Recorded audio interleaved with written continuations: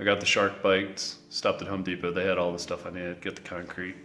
I'm gonna hook the shark bites up and then turn the water, see what it does with the water pressure, back up to normal.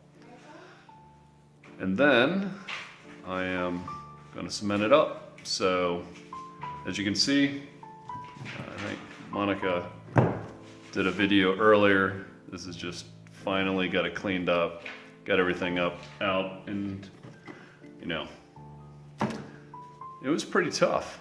They put fiber in the concrete, so it was not wanting to break up quite easily it didn't break up quite as easily as I was hoping.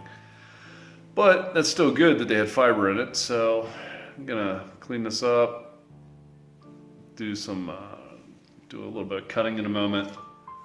This was the best couple bucks I ever spent. These Irwins are amazing. They cut like a breeze through this PEX, and I don't have to fight with it. So, other than that, I'm gonna start the process of putting this back together, and then I can paint the room tomorrow if I don't end up working on the Ford.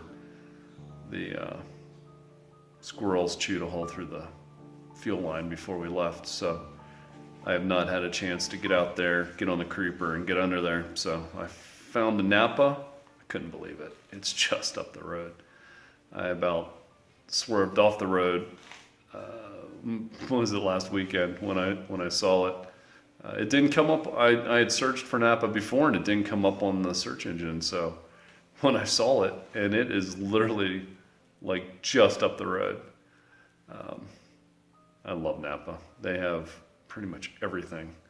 Anyways, let me get back to fixing this, hook these shark baits up, put in a new piece. I got a giant, well, not really a giant piece. I got some scrap PEX. So, some scrap PEX from another project that was working.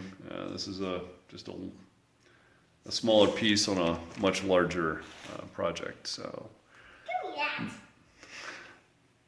next video, or next time I see you, this should be done and concreted up. So, yes, you can have that.